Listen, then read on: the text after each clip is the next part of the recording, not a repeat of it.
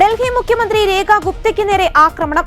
ഔദ്യോഗിക വസതിയിൽ നടന്ന ജനസമ്പർക്ക പരിപാടിയിൽ വെച്ചാണ് ആക്രമണമുണ്ടായത്.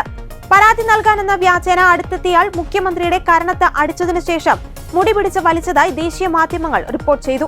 35 വയസ്സുകാരനാണ് ആക്രമിക്കാൻ ശ്രമിച്ചതെന്ന് പോലീസ് പറഞ്ഞു. ഇയാളെക്കുറിച്ചുള്ള വിവരങ്ങൾ പോലീസ് പുറത്തുവിട്ടിട്ടില്ല. രേഖ ഗുപ്തയെ ആശുപത്രിയിൽ പ്രവേശിപ്പിച്ചു. BJP ഡൽഹി ഘടകമാണ് ഈ സംഭവത്തെക്കുറിച്ച് സമൂഹമാധ്യമത്തിലൂടെ അറിയിച്ചത്. കസ്റ്റഡിയിലുള്ള ആളെ ചോദ്യം ചെയ്യുകയാണ്. എന്തിനാണ് ആക്രമണം നടന്നതെന്നതിൽ വ്യക്തതയില്ല. രേഖ ഗുപ്ത സ്വന്തം വസതിയിൽ എല്ലാ ബുധനാഴ്ചകളിലും രാവിലെ ജനങ്ങളെ കണ്ട് പരാതികൾ സ്വീകരിക്കാറുണ്ട്. യോഗത്തിൽ പങ്കെടുത്ത ഒരാൾ മുഖ്യമന്ത്രിയെ ആക്രമിച്ചു. ഡോക്ടർമാർ മുഖ്യമന്ത്രിയെ പരിശോധിക്കുകയാണ്. ഈ ആക്രമണത്തെ പാർട്ടി അപലപിക്കുന്നു.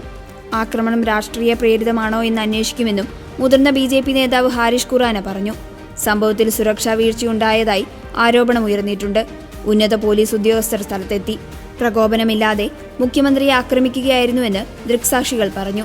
വിവിധ രാഷ്ട്രീയ പാർട്ടികൾ സംഭവത്തെ അപലപിച്ചു. രേഖ ഗുപ്തയുടെ പരിക്ക് ഗുരുതരമല്ലെന്ന് BJP ഡൽഹി അധ്യക്ഷൻ മാധ്യമങ്ങളോട് പറഞ്ഞു. സംഭവം ദൗർഭാഗ്യകരമാണെന്ന് കോൺഗ്രസ് പ്രതികരിച്ചു.